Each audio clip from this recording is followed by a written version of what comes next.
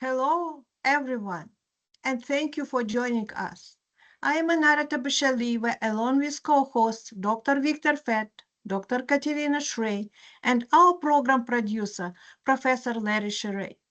We host a weekly discussion panel on Russia's war on Ukraine with guests from Ukraine, military experts, medical personnel, academics, artists, literary figures, and relief workers. Our panel is recorded and circulated nationally and internationally. We appreciate your comments and feedback. Special thanks to Marshall University Libraries and MUIT for making this weekly event possible. If you are joining us live on Teams, please feel free to use the chat to post any question for our guest. A quick greetings to our viewers in Ukraine from Dr. Katerina Shrey. Вітаємо наших слухачів в Україні з глибоким поклоном. Ми далі свідки вашого страшного терпіння і також вашої великої сили. Дякую вам за вашу участь в нашій тижневій програмі. Thank you, Katerina. Today's guest will be introduced by Dr. Victor Fett. Thank you very much, Anara. Happy New Year to everyone. May it bring victory to Ukraine. It is my pleasure to introduce our contributor from Kyiv, from Fighting Ukraine, our friend and the most frequent contributor on this program, Dr. Petro Strizhak. Dr. Strizhak is a chemistry professor, the full academician of the Ukrainian Academy of Sciences, and the head of the department at Pisarzhevsky Institute of Physical Chemistry, National Academy of Sciences of Ukraine. Dr. Strizhak, please, the microphone is yours. Welcome. Thank you. Thank you, Victor, for introducing me. Thank you. Thanks to everybody for this. Okay, let me check. Okay, for this podcast, which is very important for Ukrainian people. And at the beginning, I wish to give my greetings for the new year that has already came to us. Hopefully, this is the first year when we had no air and drone strikes on Kyiv for the January 1st, January 2nd, which is today. And we do believe that our air defense forces will make their good job, and all missiles and all drones that come to us from Russia will be destroyed. First of all, I would like to say a great appreciation to all people in the world who are supporting us, and I wish to say a deep appreciation to all European countries, to United States, to Canada, to other countries in Asia, Australia, New Zealand. Without support of that comes from these countries, our fight would be much more worse, and it would be much less success comparing to what we have these days. And I wish to say that it concerns not only financial support, which is of course very important for Ukraine. Without financial support, everybody is sure that we will not survive, basically, because our economy is strongly dependable on the financial institutions in Europe and in North America, and financial support that give bloodstream to our economy, and due to that support, we have success. For example, in agriculture, it was a surprise for me that last year we produced almost the same amount of agriculture products that has been produced before the war, but taking into account that part of our land is occupied by Russians. So that means that productivity of our agriculture sector of economy keeps going, which is very important, and it shows not only the production of agriculture products inside the country, but it also shows a possibility to deliver our agriculture products outside country. That means that we, together with our European and American partners, that we are supporting our infrastructure and logistic, because, well, okay, that logistic, that's the main, I guess that's the main stream of the war that has already started, and that will be continuing for the this year, for the year 2026. And unfortunately, Russians, they are smart. We should note it. They are smart. They realize that logistic is very important, and they started, I guess, 1 month ago, they started destroying our logistic in Odessa region, which is very important pathway for everything that comes from Europe. And I have I have a lot of friends in Odessa. It's a city on the Black Sea. It's a huge port city, and they were living without electricity, without heat supply, I guess, for almost 1 week. It was non-stop drone attack, missiles attack on the city. Unfortunately, a lot of facilities were destroyed. Hopefully, these days, not everything cannot be managed, but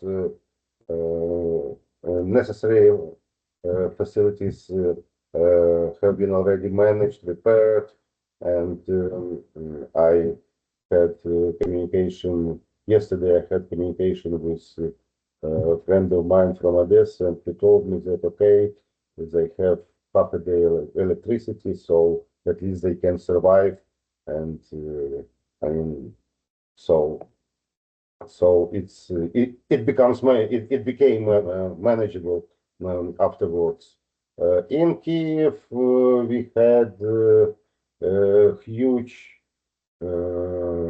air attack on the city last, I guess, 2 weeks, 3 weeks ago. But what I wish to say basically, so due to enormous support from our partners around the whole world, so in Kyiv we have, I guess, it's not my opinion. Different people know have the same opinion. We have one of the most powerful air defense system, and in spite of that, basically. So again, Russians are very smart. So performing different air attacks on the city, they figured out the way how to destroy several power plants in the city. Of course, power plant cannot be destroyed, just some facilities around power plant. And they destroyed some our grid. So I guess 3 weeks ago, we had blackouts for 16, 18 hours per day. Not the whole day, so we had 4, 6 hours of electricity, depending on the region. So during the war, our municipal governments, they figured out how to manage it. So part of city is with electricity, part without, and it goes through the whole city. Hopefully, we have a very widespread power grid that allows to change power from one region of the city to the other region of the city. During that time, they repaired power plants, they repaired power grids, they repaired heating systems. So during at least during at least 2 weeks, almost everything was repaired, and life became more convenient in the city compared to those dangerous days when we lived without electricity. And again, that would not be possible without support from our partners, because I know that for sure that a lot of different devices, transformators, and things like that, they are coming from our partners, so to be used just in case, and that was the case, and that gave us ability to perform restoration during a fairly short period of time, which is very important for people to support their life. And for example, in Kyiv, during this 2 weeks of long blackouts, I have not seen that people were moving out of the city, that people were scared, that they just realized, okay, that's another story. We have managed it several times during the war period, and we will manage it during this time. And indeed, that was the case. Hopefully, we managed it, and it shows that all this, I have no words how to say it. It's just stupid missiles and drone attacks on the cities. I mean, they have, of course, they have consequence because some buildings were destroyed. Unfortunately, people were killed, but it's not. It has no such a huge impact on people, on the city infrastructure, on everything. Life goes in the same way as it used to be before. And in Odessa, situation was more dangerous, but I guess that was the second huge blackout in Odessa during the war time, and they managed it. And they were not thinking of coming out, leaving city. They were just thinking how to organize their work, how to organize their houses, how to organize their local facilities, how to survive for a couple of weeks when everything will be repaired, restored, and things become working in usual way. So that I wish to say that the last month all these Russian attacks, they showed that our nation and saying our nation, I'm not saying nation like nation. I'm saying that our people who I know, people who I am in permanent contact discussing all things, people from Lviv, from Odessa, from Kharkiv, from Chernihiv, from different cities of Ukraine, they just have one small, large wish to defend our country, to be strong, to survive, to manage everything. Everybody, it looks like everybody knows what should be done, what he should do in this case, in that case. So people are just adjusted themselves to that life that unfortunately we have to have during this war. And there is no, I haven't heard any thought like, okay, maybe enough, maybe we are tired, maybe no, nothing like that. Everybody is just thinking and dreaming of the day when we defend our country, when we will celebrate our independence. I mean, independence on the war, on the Russia, independence in the broad sense of this word. So, and it's a huge belief. I am pretty sure that most of people in Ukraine, they believe in possibility to defend our country, to defend our values, our homes, our families, and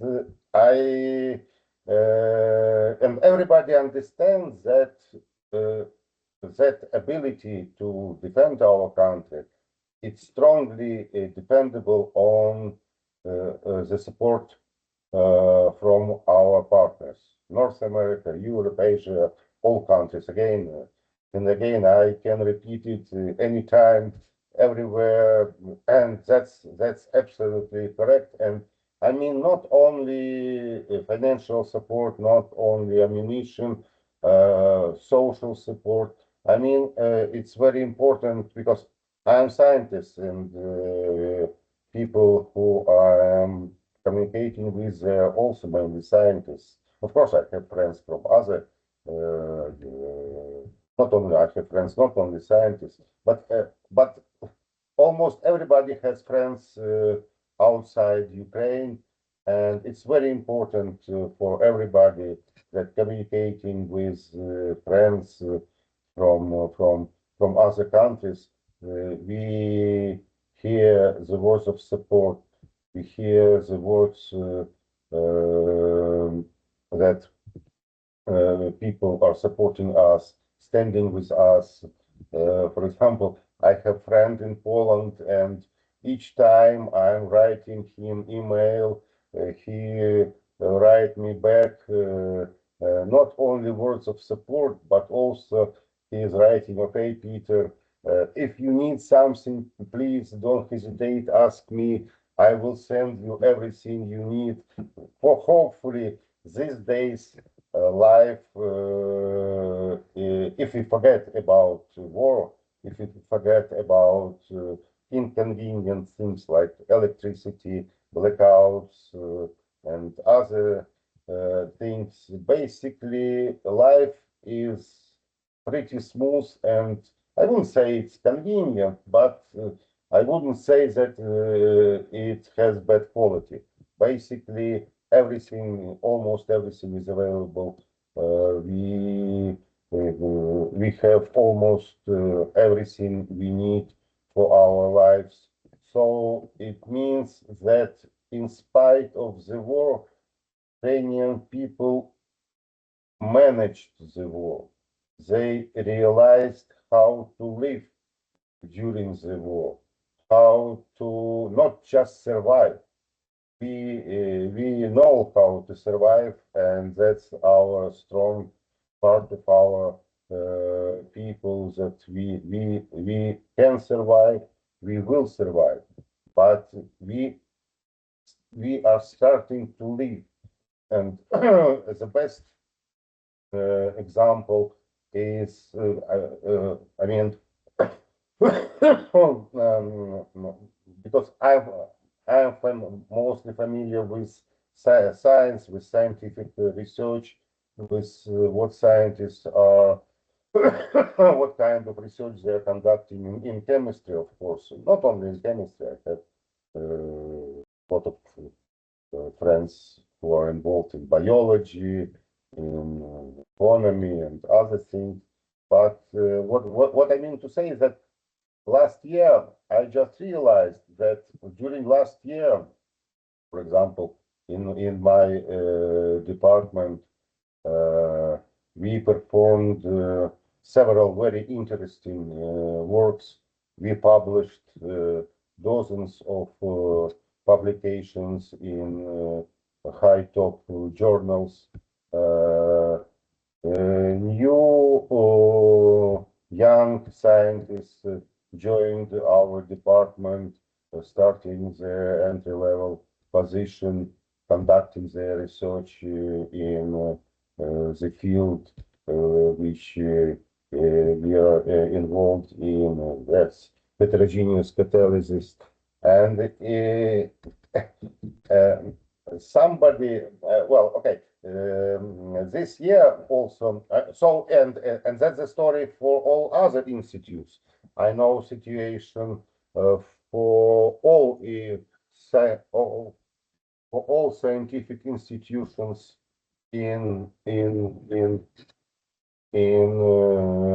National Academy of Science, and I wish to say that most of scientists, they are able to conduct very nice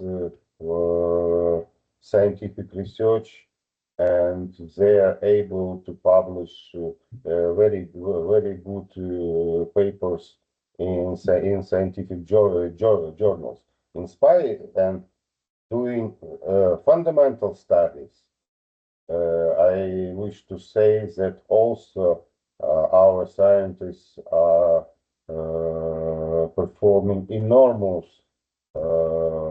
work supporting our defense forces of Ukraine in different aspects of support, of course, but that shows that science in Ukraine not only produces some fundamental results, but also supports our defense forces. And that, I guess, that is very important. That the level of scientific research, if I compare it before the war and in the year 2025, it almost on the same level. So we are keeping growing in conducting scientific research. That would not be possible without keeping growing all other aspects of life in Ukraine, I mean, social life, economy, and so on and so on. So as example, it's very interesting. This year, our government decided to perform quality assurance of scientific research of all scientific institutions in Ukraine. Of course, as any estimation, it's controversial. That's just a part of story, because we are trying to adjust our scientific system, how scientific institutions are organized, how they are operated according to some European standards and so on. But somebody calculated amount of papers in high quality journals per money in Ukraine and in other countries. And that was very, I knew it, but that was very surprised. For example, if we have a ratio papers divided by money, that ratio in Ukraine almost 50 times bigger comparing to countries like United States, Germany, France, and so on, so on. So basically, that shows high quality. Of course, it doesn't show the high. I mean, it shows the high quality. It doesn't reflect the impact. That's absolutely correct. But it shows that our scientists are under the war conditions. They are able to conduct high-level science it's not only in chemistry, in mathematics, in math, in physics, biology, and other natural science. I don't know about social sciences. I am not familiar with them. But anyway, so it looks like my main message is that it looks like after almost 4 years of Russian invasion in year 2022, or basically it's 12, it's almost 12 years of the war that started in 2014 when Russians occupied Crimea. So we showed that we are living, not surviving, but we are living, and it shows that everybody in Ukraine, all Ukrainian people, they are very strong. They became very strong. They became, I would say, very Ukrainian. And that's a very important part of the story. What I mean Ukrainian, it means that people became feeling themselves be a part of Ukrainian culture, of Ukrainian values, of Ukrainian history, of Ukrainian language, basically all aspects of the word. What you, if you think about word Ukrainian, why I am highlighting this point? Because if we compare how people were feeling themselves, and that's natural. Right after the Soviet Union was destroyed, I would say 70–80% of people were feeling the same like Soviet people. 10 years after that, I would say 60–50.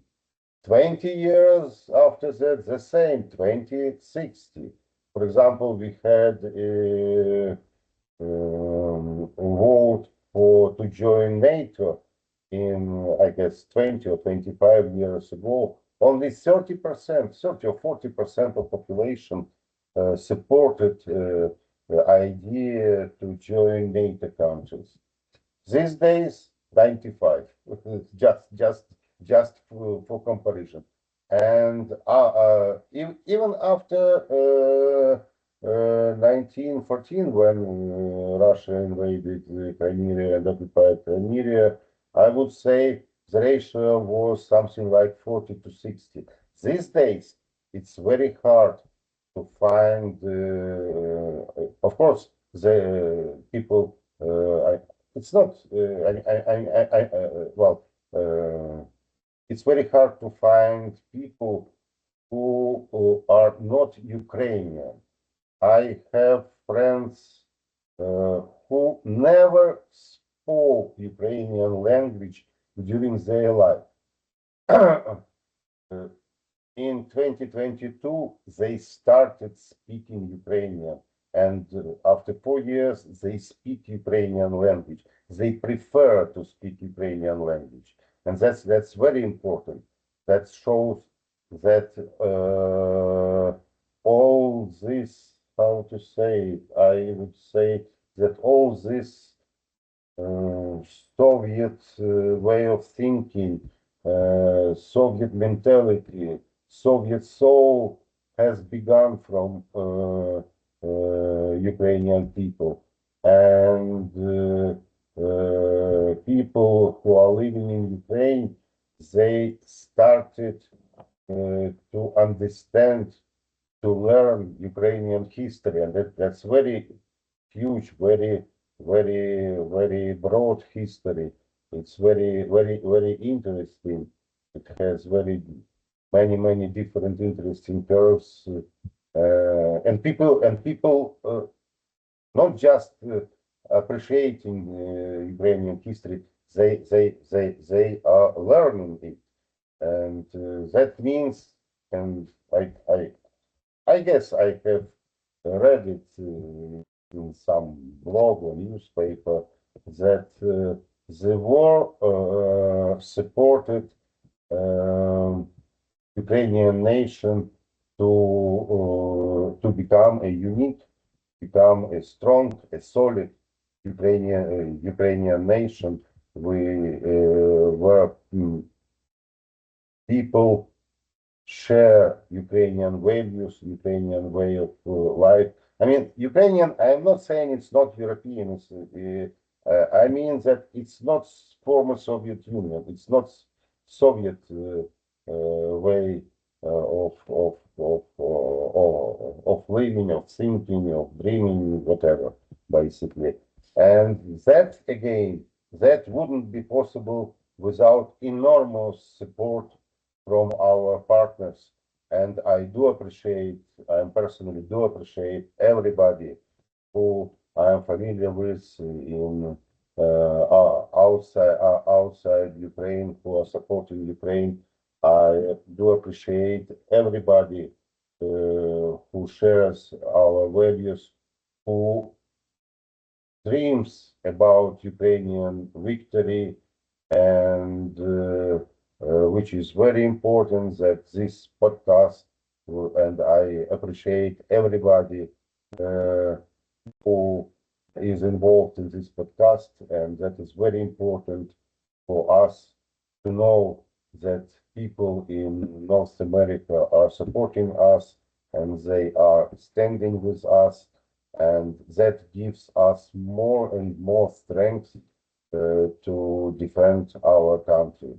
So thank you very much for this podcast. Thank you very much for inviting me. Thank you very much for listening to me. Thank you. Thank you very much, Dr. Strizhak, for this passionate defense of Ukraine and being our unrelentless spokesman for Ukraine. Dr. Deutsch, please, your question. From what we see on TV, the Russians are accelerating their attacks. There are a lot of explosions on residential buildings. What is the problem in terms of defense? Are the Ukrainians not producing enough drones, or what is your analysis of what's going on? Okay, thank you. That's a good question, and it's complicated. So I will say you what I learned from public. I cannot say you other things.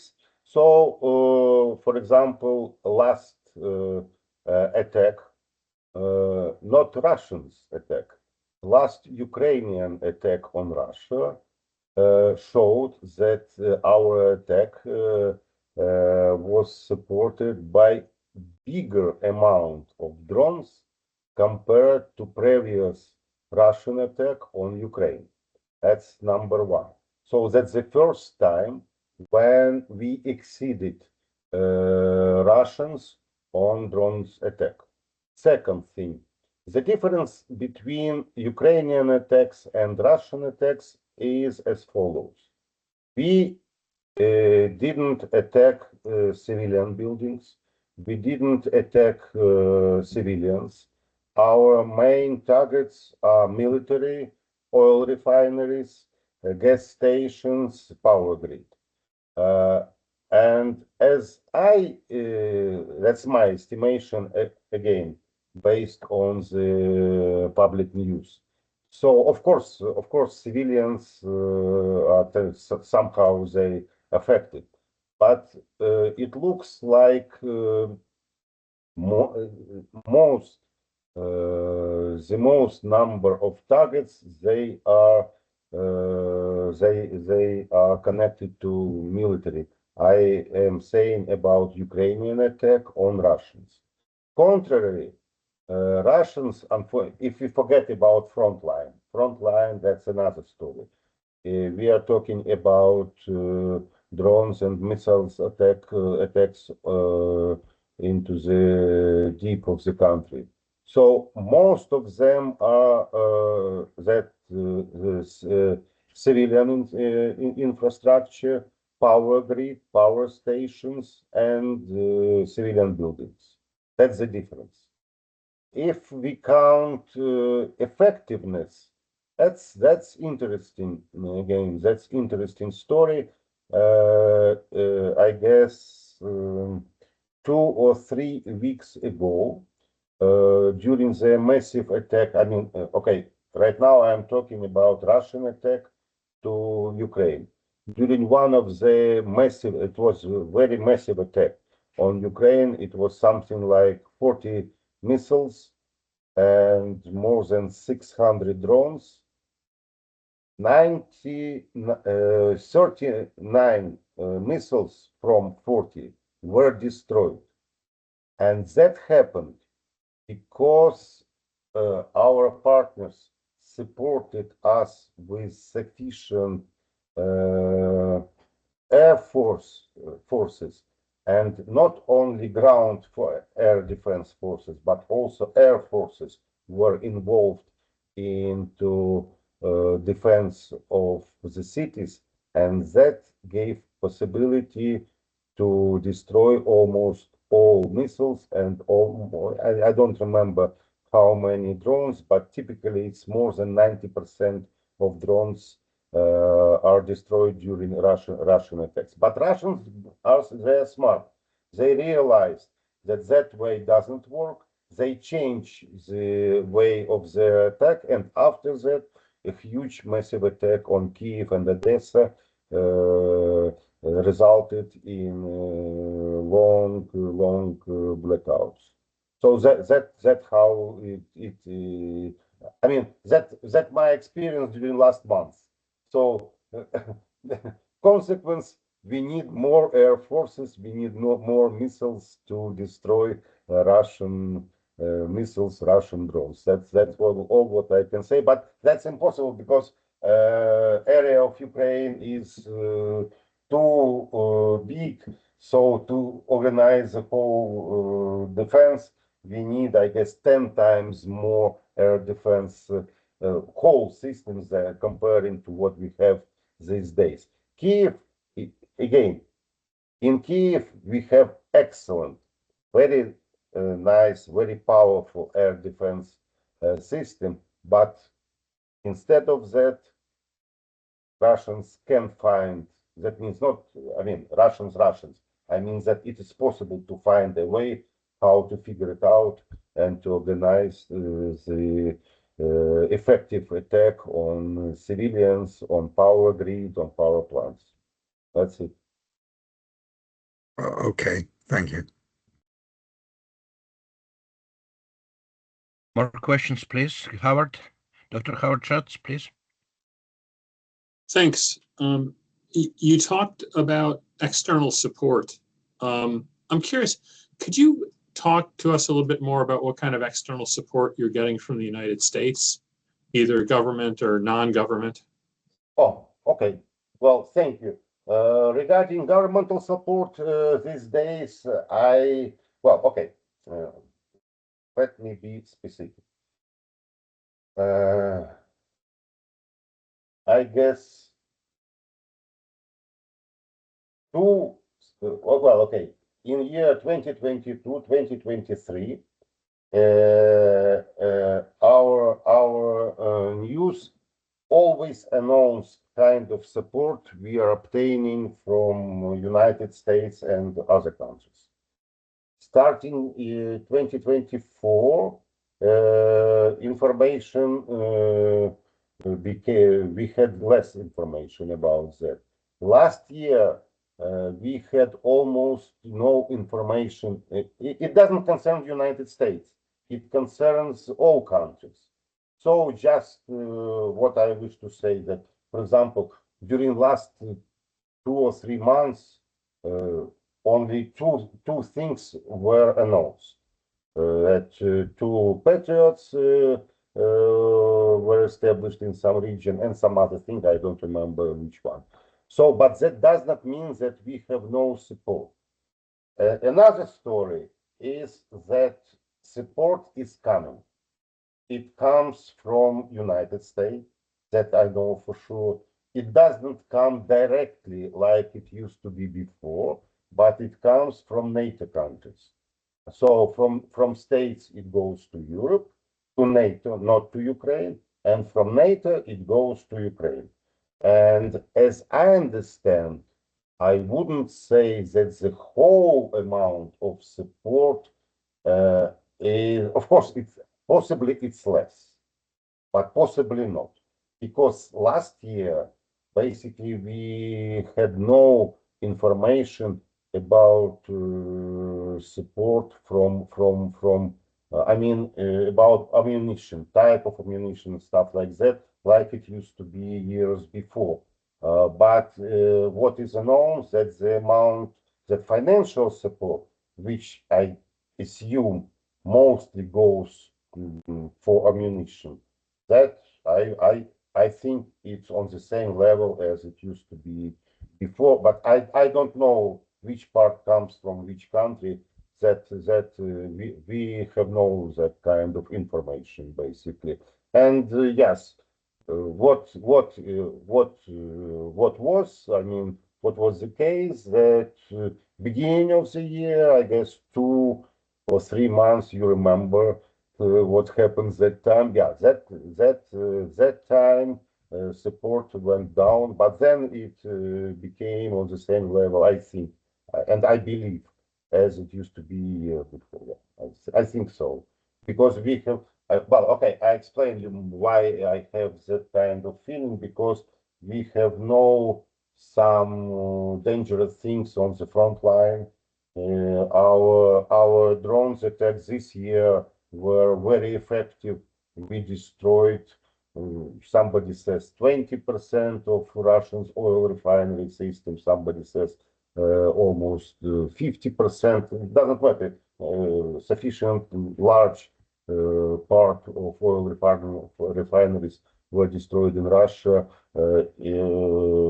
For your understanding, 3-4 times per week, our news announce some huge destructions in Russia on occupied territories, in Black Sea region, some ammunition, some military facilities and things like that. So if without support from our partners, I wouldn't expect that it was like that. Thanks. And what are you seeing from private support, like from universities in the US or NGOs or others? Well, that's different. For example, a friend of mine in United States and a couple of friends from Europe, they decided from the very beginning of the war, they organized some financial support for our defense forces. I have friends again in Louisiana, in Germany, in Poland.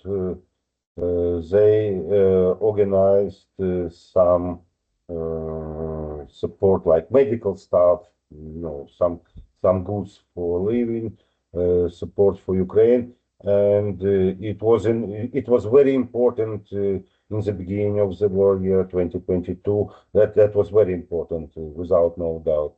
In 2023, but these days I don't see that kind of support, because again, as I told you, we managed it. We started to live. So, for example, a friend of mine from Poland, he sent me some parcel in, I guess, April or May, the year 2022. These days, I just don't need it.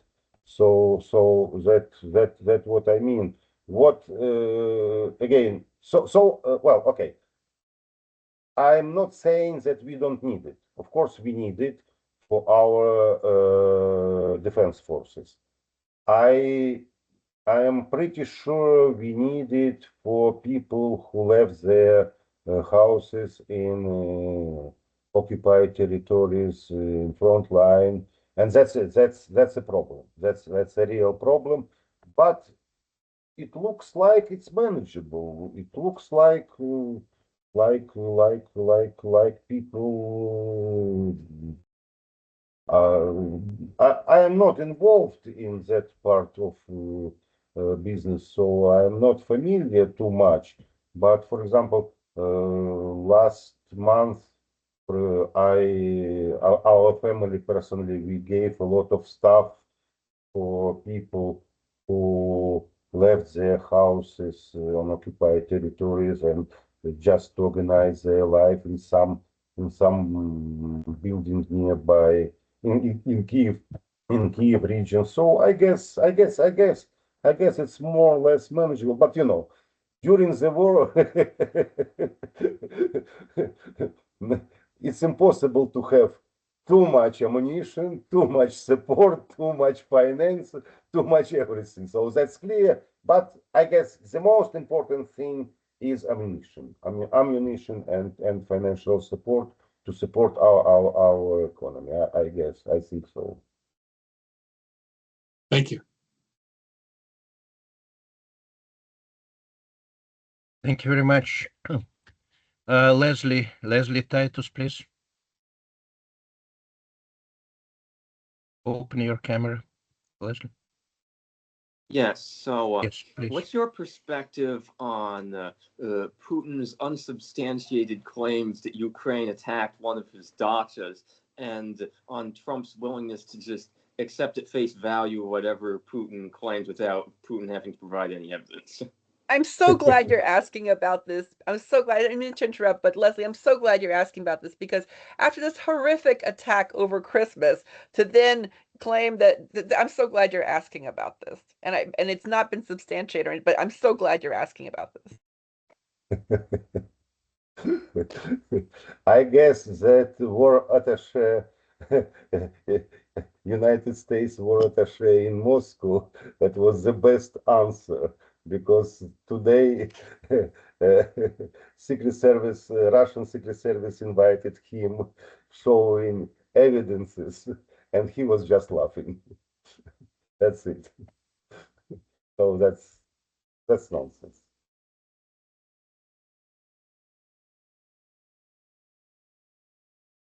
Thank you. More questions, please. More comments. We have time, please.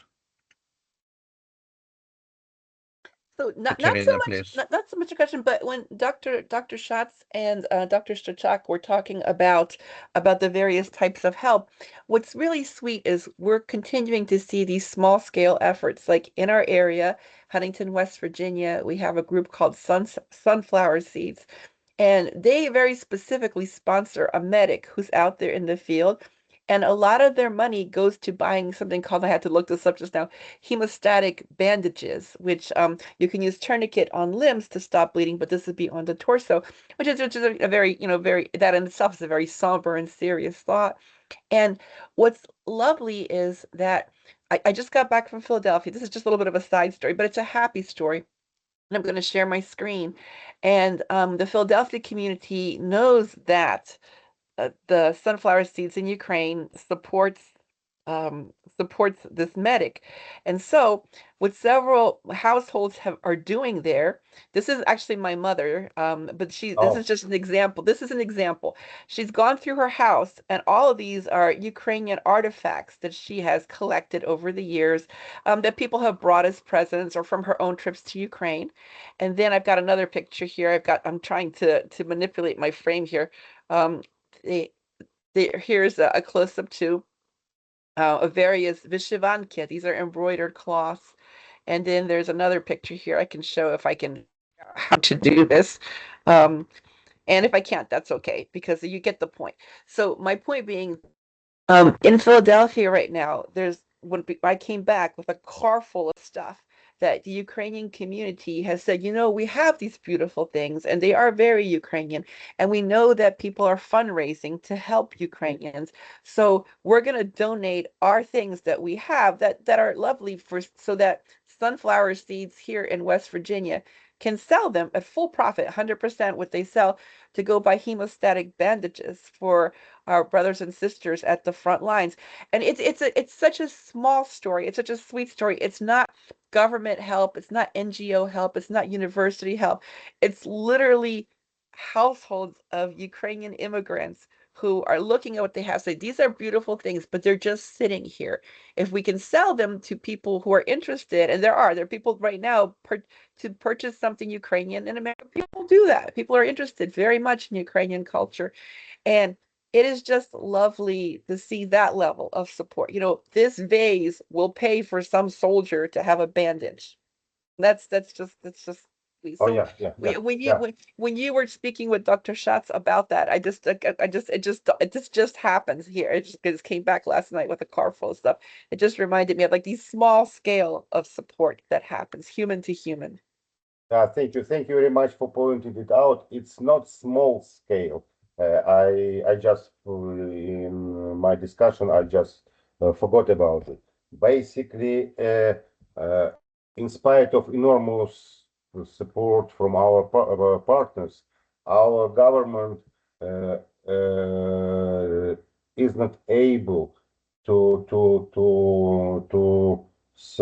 organize all kind of support. I mean, small things like you just talked about, and we have a net of volunteers. So, and these volunteers, they have each volunteer, he or she has a connection with small level people on the front line who can and they organize this kind of support. It comes non-stop, and you are absolutely right that most of these small medical things, they are coming from United States and Europe, that's for sure. For example, a friend of mine, he lives in the western part of Ukraine. He comes to the front line 2 times per week by his minivan, bringing some these small things that soldiers need on. Yeah. I mean, they need. Yeah, that's very important part of support. So basically, it works like exactly like you explained it. So volunteers, they collect money. They ask people, they phone people on the front line, okay, what you need for the next week. They explain them, okay, we need something like that. And government cannot do it. I mean, not because they don't wish, because they cannot perform it in such a fast way in a short period of time. So, and volunteers buy these things and bring them to this concrete specific group of soldiers and so on. So, and that's very important part of our war. And many people in Ukraine are involved into it. And I know that part of these things, they are coming from our partners, from United States, from Poland, from Germany, from other countries. That's for sure. And I don't know what is the portion of this support the people, the soldiers required on the front line, but I know for sure that's very important, especially regarding medical stuff, this bandage, things like that. I don't know what they need, but that's absolutely, you are absolutely right. And people here, especially soldiers and volunteers, they do appreciate support, that kind of small support. But I mean, it's small because it's people to people. But if we count for the whole country, a lot of people in the United States, I know they organize support like you told. So it works, and it's very important. It's very important, and we do appreciate it very much. I just forgot about this part of support, but that's really very important. Yeah. Thank you for pointing it out. Yeah. Oh, and thank you so much for updating us. And thank you so much for being such a great partner to our program. We're very, very grateful. Thank you. Thank you. Please, Carol. Hello, Dr. Strizhak. Hello. Forgive me if I am mispronouncing your last name. It's okay. You pronounce it perfectly. Oh, thank you. I'm just a citizen of the United States. I work at Marshall. I teach mental health counseling. So I have a different perspective on following the war. I am one of those people who did not know anything about Ukraine until I heard of the buildup in 2022 on the border and whether that was going to actually happen or not. And it did. And because it happened, I started following what was happening, and I've learned a lot about Ukraine primarily from this this weekly vodcast. I'm concerned because the war has been going on for 4 years now. I'm concerned about the developmental effects on children who were born or 2 or 3 or 4 years old when the war started. And now 4 years later, they've had 4 years of development in the context of a country at war. That there's no way to avoid having an impact on these children and their development. It feels like on the one hand, Ukrainian identity has only grown stronger because of this war. But I'm also wondering, what are you sensing, particularly as a professor in higher ed, what are you sensing about the educational and developmental effects of the youngsters in Ukraine? And I realize I'm asking you a question outside your area of expertise. But as a citizen of Ukraine living there, what do you think is happening with these youngsters? No, you asked, and when you were asking, I was thinking, and I'm sorry, but I have no idea because I was never thought about these things. Maybe because I have no friends who has babies, small kids, because our kids are 20, 25 years old. That's different story. That's not what you're asking. So I have no idea, but that's very important. You are right. That this young Yeah, they they will be affected, and they are affected. That's for sure. That's for right. sure. But It's their normal. It's what they're growing up in. It's like as yeah, they're yeah, laying down their understanding of how the world works. Well, this is how the world works. The world is at war. And I'm as a professor, because I teach and I'm fixing to retire. I will retire very soon, thankfully, and move on to a new chapter in my life. But I have noticed in the United States changes in how our students can think critically, mostly because of smartphones and being online all the time. I see a real difference over the last 10 years, in particular, of youngsters coming into our program. I teach at the master's level, so not bachelor's. That's the first 4 years. This is the next degree in between bachelor's and doctorate. I just see our students struggling to think critically. Um, in Ukraine, it's a completely different issue. It's not that they're constantly being fed stuff on the internet or on their phones. It's that their world is at war. And I'm wondering, again, what the long-term effects are going to be in Ukraine, and what we in the West can do to help support what those effects are going to be, like help fix that um, after the war is over. And I'm looking forward to a time when we can say, okay, the war is over. How do we help the youngsters in Ukraine overcome either educational deficits or fear or I don't know. And I was just wondering what you thought about this. Like, what's life going to be like in Ukraine 15 years from now because of the effects of the war now? Yeah, okay, well, I understand. I understand what you're asking. And well, okay, if we are talking about students, because I am teaching also at the university, so that's clear for me, no changes. Everything will be the same like it used to be these days, because I don't see any kind of what might happen. I don't see any changes in students during last 4 years. That's clear. That's clear. But if we are talking about babies and who are 5, 7, 10 years old these days, I know nothing. But I guess that generation would be affected. I have never thought about it basically. But I guess you're right. That generation would be affected very much because. But again, I had, unfortunately, all of them were died. I had a lot of friends, people who lived during Second World War.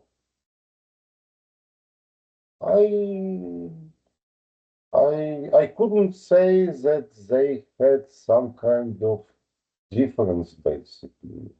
I don't know. I'm just guessing right now. Okay. Just some thoughts are coming to my mind, but I guess you are absolutely right that this generation, yes, they will be affected. They will be affected. Thank you, thank you. Well, it's something that I think about because of the nature of the work that I do.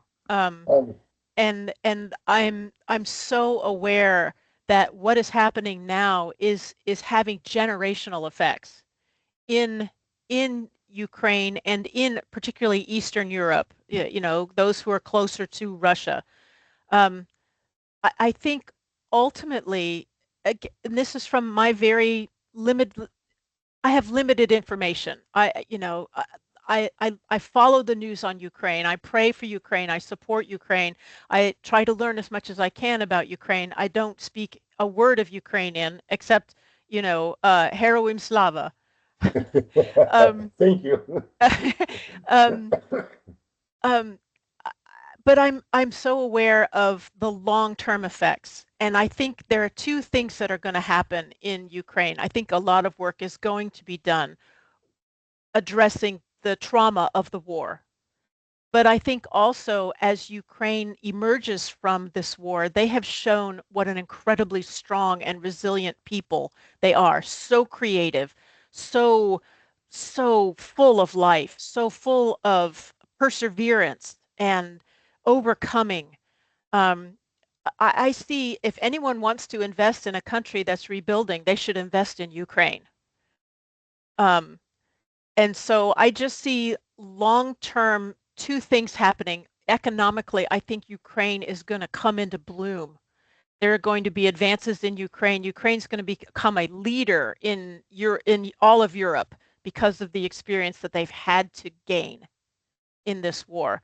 But then I'm also concerned about the emotional and psychological effects of the war, of the people who are living through it and who are growing up in it. And I think that there will be a very long-term effort to help these people as well overcome all of that. Yeah, thank you, thank you. I guess you're right. I guess you're right. And we have yesterday, right after New Year celebration, I had discussion with friend of mine, and he told me it's part of joke, part of of our future. And these days it's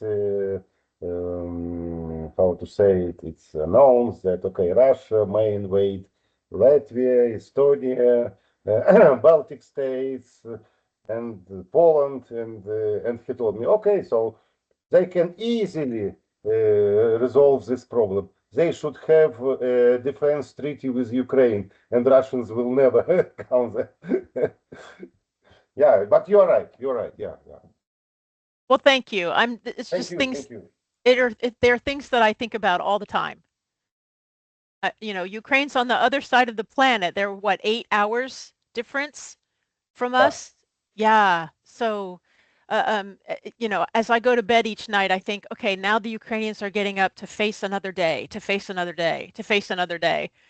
And I long for the day when we can look at each other and say, this vodcast doesn't need to happen anymore. You know, Why not? Why not? Slava Ukraini. Yeah.